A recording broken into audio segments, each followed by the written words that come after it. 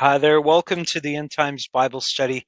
It is an honor and a pleasure to have you joining me. It is my hope and prayer that, first of all, this Bible study glorifies God, and second of all, it encourages and prepares us for the things that are to come.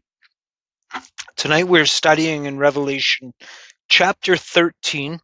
This is a brand new image separate from the other, or vision separate from the other ones. And the timeline of this one seems to be the first 3.5 years of the tribulation. So I've heard it said that when Israel signs the peace treaty for 7 years, that is like the clock starting for the 7-year tribulation period. And we know that Jared Kushner has been working on a peace deal, and they're waiting for the Jewish elections to get sorted out. Netanyahu is kind of caught head to head.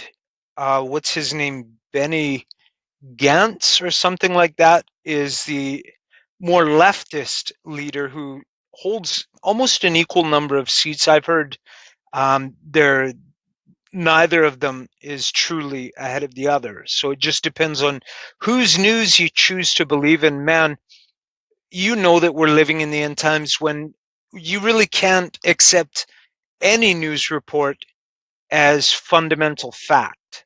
Everyone seems to have an agenda. Everyone has a way of telling their story according to their own wants. Truth is a scarcity. It was Blaise Pascal that said, truth is so obscured and falsehood is so established that unless you love the truth, you cannot know it.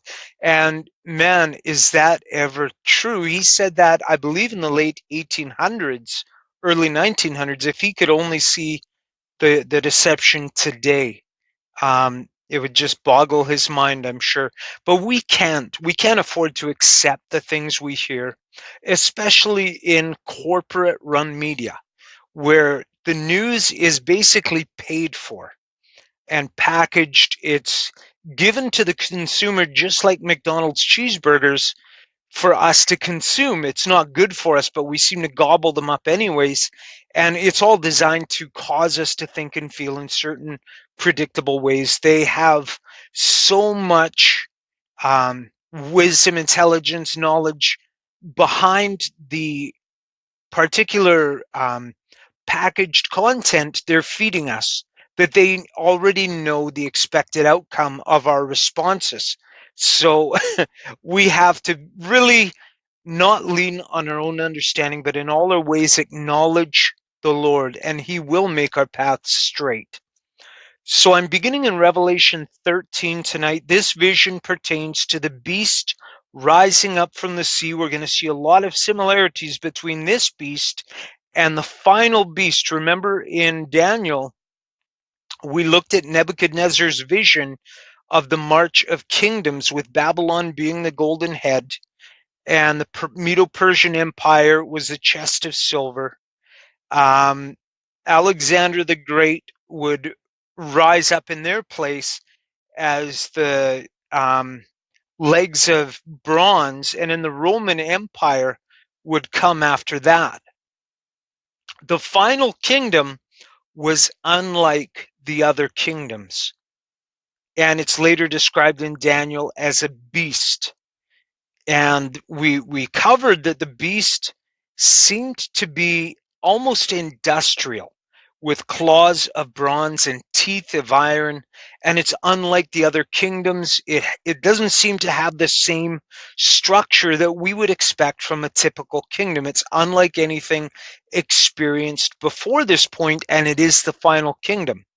And tonight in Revelation chapter 13, we're going to start to see this final kingdom. So beginning in verse 1, we're going to verse 6. And the dragon stood on the sand of the seashore. Then I saw a beast coming up out of the sea, having 10 horns and 7 heads. And on his horns were 10 diadems, and on his heads were blasphemous names. And the beast which I saw was like a leopard, and his feet were like those of a bear, and his mouth like the mouth of a lion. And the dragon gave him his power and his throne and great authority. I saw one of his heads as if it had been slain, and his fatal wound was healed. And the whole earth was amazed and followed after the beast. They worshipped the dragon because he gave his authority to the beast. And they worshipped the beast, saying, "Who is like the beast, and who is able to wage war with him?" There was given to him a mouth speaking arrogant words and blasphemies, and authority to act for 42 months was given to him. And he opened his mouth in blasphemies against God, to blaspheme his name and his tabernacle, that is, those who dwell in heaven. So, beginning in verse 1, this beast is coming up out of the sea, and the sea often refers to people. So the beast is rising up from the midst of the peoples of the earth. And it's described as having 10 horns and 7 heads. And we can see that the horns wear diadems or crowns.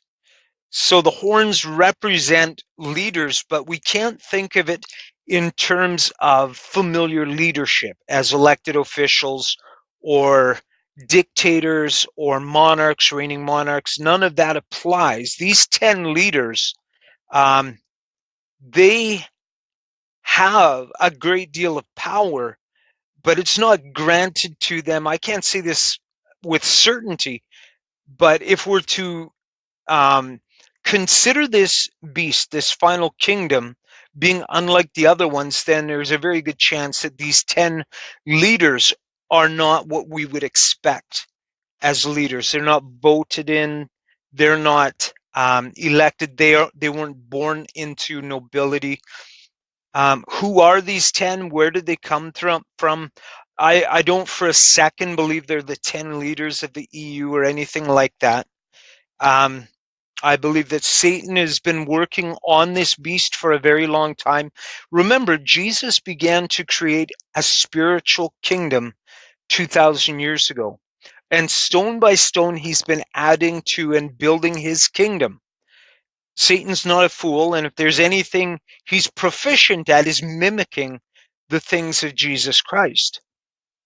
So he's been crafting his own invisible kingdom for a long time, and it seems in the tribulation period that this final kingdom rises up. It may well be established, fully established, to a degree you and I are not aware of. And we really need to be, we can't afford to wear blinders and take the traditionally held narratives as being gospel fact. Because I have heard teachers say that this is the EU with great certainty, and I really don't believe that. I really think that it's going to be a much deeper degree of deception. It's going to sweep the nations. And think about our planet and the people who occupy it, that we've been at war almost constantly for the last 5,500 years. What is going to unify us? It's going to take something bigger than the EU. It's going to take something much bigger than the Vatican and Islam coming together and holding hands. It's going to take something perhaps out of this world. That may be a factor that we have to consider. And I say this because the alien deception is increasing today at the same pace as all the signs and wonders that the Lord is giving to us, so that we would prepare ourselves for the end times, prepare ourselves for the rapture. And the number of UFO sightings is escalating, and there could very well, once again, I don't say this with certainty, but there could very well be some form of disclosure, some contact with otherworldly beings, and it all comes out all of a sudden. And there are benevolent leaders who have come to teach us the wisdom of the stars, or some nonsense like this.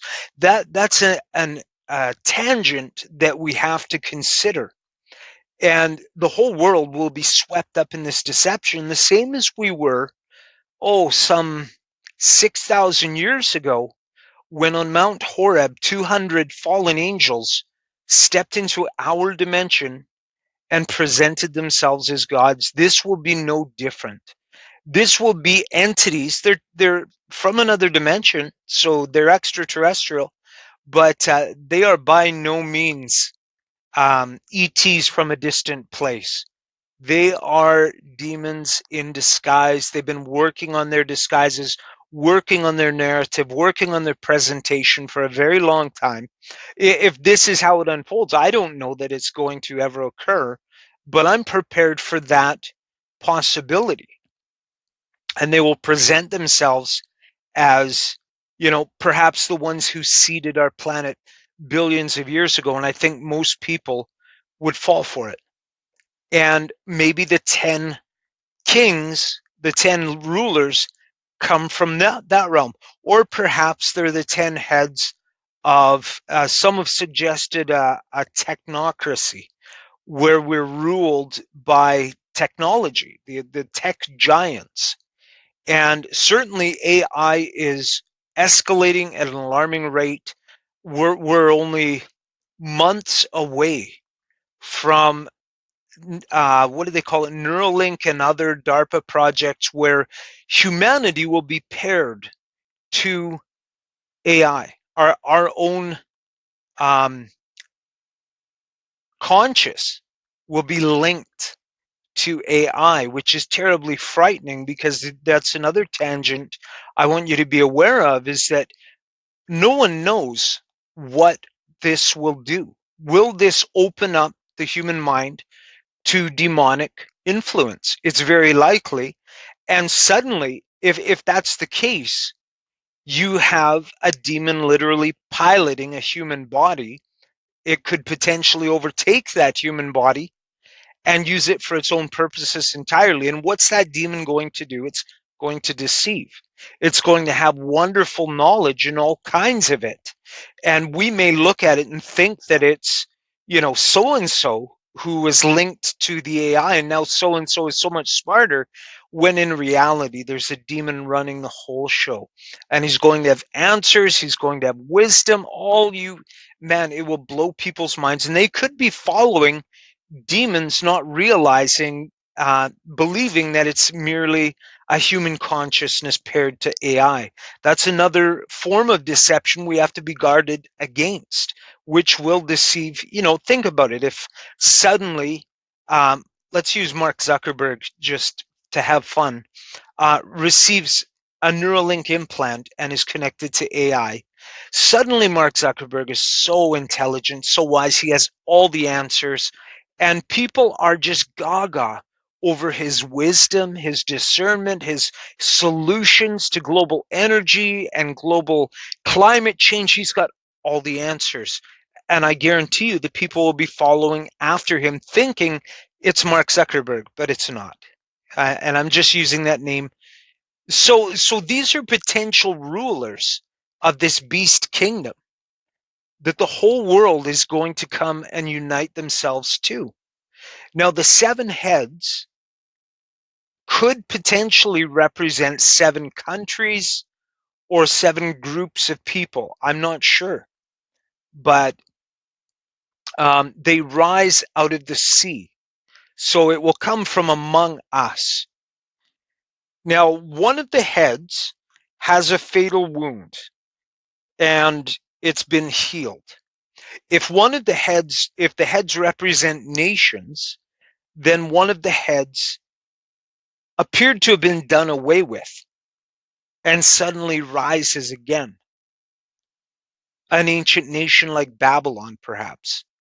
It's something to keep in mind. I'm not 100% certain what the heads represent. We've, of course, heard the argument that the 7 heads are the 7 hills of Rome and things like that. I'm not convinced at all. I think Rome is a lion that's got no teeth and is long past its prime and is so busy bowing. And I don't condescend to Catholics. There are many Catholics trying to live an honest and godly life, and that's between them and God, and I'm not their judge. But the headship in Rome is a toothless lion so busy bowing to political correctness that it's basically bowed its way into irrelevance. So busy trying to make peace with moderate Muslims and join hands as if we're all on the same team, which is anathema because there aren't many religions coming together. There is only one way and one truth, and that is Jesus Christ, and nothing else matters. Everything else is irrelevant. Every religion on the planet focuses on self and what self must do, including Islam. You must kneel towards Mecca. You must do this and that and the other. Jesus is completely unique in the whole religious realm. He's not religious. He's unreligion. He says, you can't do it. There's nothing you can do. You must die to self and I'll do the work for you. He is an enigma in the whole spiritual landscape, unlike all the others. There is no self-help from him. He says, I have to do it and you have to die. And there is no other name under heaven which has caused so much love, so much compassion, so much self-sacrifice on the face of the earth. Jesus Christ changed the world. No one else can make that claim.